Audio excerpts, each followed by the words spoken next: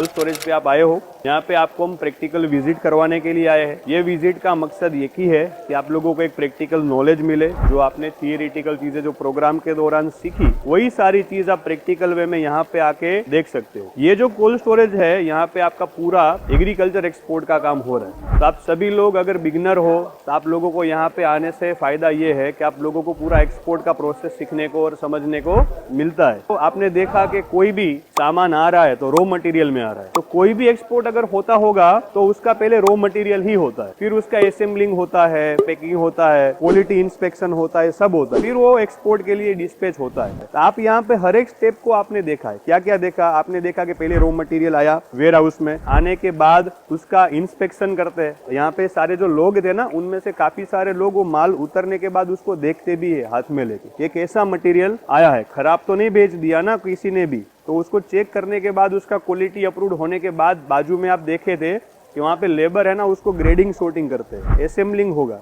Grading sorting होगा। तो उसको कंप्लीट होने के बाद साइड में आपने देखा कि उसका पैकेजिंग भी हो रहा है। पैकेजिंग हो जाने के बाद आपने देखा कि वो बॉक्स के ऊपर पट्टी लग रही है, क्योंकि वो बाद में बॉक्स खुल ना जाए, निकल ना जाए उनमें से मटेरियल। सब कंप्लीट करने के बाद आप वो बॉक्स का क्वालिटी भी आपने अगर देखा होगा।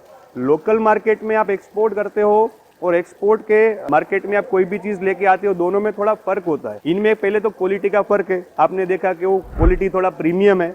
आपने ये भी देखा कि पैकेजिंग के दौरान जो हमारा बॉक्स था, वो बॉक्स का क्वालिटी भी प्रीमियम है। 5 प्लाई का तो बॉक्स, आप उसके ऊपर खड़े रह जाते हो ना तो भी वो बॉक्स टूटता नहीं है। नॉर्मल मार्केट में देखो, आप बॉक्स उठा के लेके आओ, जो माल निकल जाएगा। एक्सपोर्ट में ऐसा नहीं चलता। नहीं चलने का एक रीजन है कि आपका माल अभी यहाँ से लेके सामने वाले की कंट्री तक पहुंचाना है। तो पहुंचाने के दौरान अगर वो माल कहीं ना कहीं उसका बॉक्स खराब हो गया, टूट गया, तो माल बिगड़ने का और खराब होने का चांसेस ज्यादा है। तो हमने आपको ड्यूरिंग द प्रोग्राम पैकिंग का भी एक पार्ट समझाया था कि पैकेजिंग भी अच्छा होना जरूरी है। पैकेजिंग के ऊपर आपको ध्यान देना है, क्योंकि पैकेजिंग एक ऐसी चीज है कि जो आपके प्रोडक्ट के आयुष्य को बढ़ाता है, उसकी सेल्फ लाइफ बढ़ाता है, उसमें धील मिट्टी नहीं लगती, खराब माल नहीं होता।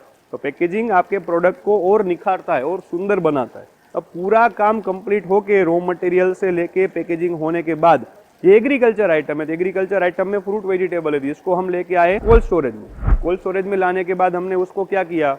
प्रीकूल किया। प्रीकूल क्यों किया? क्योंकि जो भी फ्रूट वेजिटेबल है उसमें थोड़ी प्रकार गैस होती है, तो उसको ठंडा करने से उसकी एक फ्रेशनेस बनी रहती है। तो +5 से लेके +6 सेल्सियस के बीच में हमने उसको यहाँ पे कोल्ड स्टोरेज में रखा। 7 से 8 घंटा उसको हम प्रीकूल करेंगे। प्रीकूल करने के बाद यहाँ पे कंटेनर आएगा। जब आप यहाँ पे आप खड़े हो ना, यहीं पे कंटेनर लगने वाला है। यहाँ से अब वो लेबर लोग आएंगे और वो कंटेनर में माल को लोड कर देंगे। अब लोड हो गया तो सिंपल सी बात है कि वो माल जाएगा पहले कहाँ पे? ICD एंड CFS पे। मैं आपको पूरी एक्सपोर्ट की प्रोसीजर A से लेके Z जनरल वे में बता रहा हूँ। हर कोई प्रोडक्ट का एक वेयर हाउस होता है, इसका भी एक वेयर हाउस है। यहाँ पे भी पैकिंग, ग्रेडिंग, सॉर्टिंग हो रहा है। आपकी हर कोई प्रोडक्ट का भी आपके कोई भी मैन्युफैक्चरर के वेयर हाउस पे या मैन्युफैक्चरिंग प्लांट पे ग्रेडिंग, सॉर्टिंग, पैकिंग सब होगा। फिर कंटेनर आएगा तो उसमें हम माल को लोड कर देंगे। जैसे यहाँ पे कंटेनर आएगा तो उसमें हमने माल ने लोड कर दिया। अब लोड करने के बाद अभी हम नेक्स्ट जो हमारा स्टेप है, विजिट करने के लिए जाने वाला है, वो जाने वाले है ICD एंड CFS यार्ड पे। ये तो मुंबई है, तो मुंबई में ICD नहीं है, मुंबई में सारे CFS यार्ड है ना, container freight shipping, otherwise container freight station भी आप बोल सकते हो।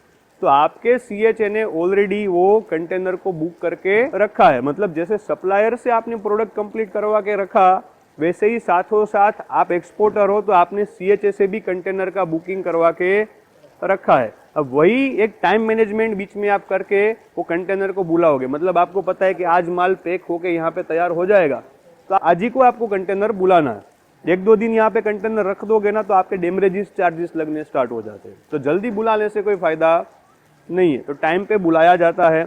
फिर इसमें लेबर आएंगे, उसमें लोडिंग कर देंगे। और यहाँ पे लोडिंग वीडियो, उसका फोटो वोटो सब निकालते हैं लोडिंग के दौरान। लोडिंग हो जाने के बाद ये आपका पूरा कंटेनर आपका जाएगा CFS यार्ड पे। जो आपका CHA है वो उसको रिसीव करेगा। फिर आपका यहाँ पे कंटेनर के पीछे लटक के जाने की कोई जिम्मेदारी या कुछ आपका बनता है ऐसा रोल नहीं है। आपका जिम्मेदारी यहाँ पे खत्म। फिर आप कंटेनर के पीछे पीछे जाना चाहते हो तो आप जाओ, आपका कंटेनर कोई लेके आगे जाने वाला है नहीं। ड्राइवर है वो अपना ट्रक लेके CFS यार्ड तक पहुंचा देगा, वहां पे वो CHA उसको रिसीव कर लेगा। आपका जिम्मेदारी फिर वो CFS यार्ड पे कुछ है ही नहीं, क्योंकि वहां पे कस्टम क्लियरेंस होगा, कस्टम एग्जामिनेशन होगा, डॉक्यूमेंट सारे फाइल होंगे, शिपिंग बिल होगा। तो इंडियन कस्टम का काम है आपका वैसे भी कोई वहाँ पे रोल नहीं है। तो लोग हमें पूछते भी है कि क्या सर हमें फिर पोर्ट तक जाना पड़ेगा? नहीं जाना पड़ता भाई, जाना है तो जाओ, सीखने के पर्पज से अब हम जा रहे हैं तो जाओ। बाकी एक्चुअल में जब आप काम करते हो तो हर बार कंटेनर के साथ जाने का कोई बनता आपका रोल नहीं है। एक्सपोर्टर का जो मेन रोल बनता है ना, वो कहाँ पे बनता है? वेयर हाउस पे बनता है। मेन चीज क्या होती है? क्वालिटी एंड प्रोडक्ट, जो यहीं पे है, जो आपने देख ली। अब जो बीच में जो है ना, वो लॉजिस्टिक है। तो लॉजिस्टिक में तो आप जो चीज लेके रखोगे वो सामने वाले को वैसी ही मिलने वाली है। आपने यहाँ पे खराब भरा है तो उसको खराब ही मिलेगा, आपने अच्छा भरा है तो उसको अच्छा ही मिलेगा, कोई मुश्किल नहीं है।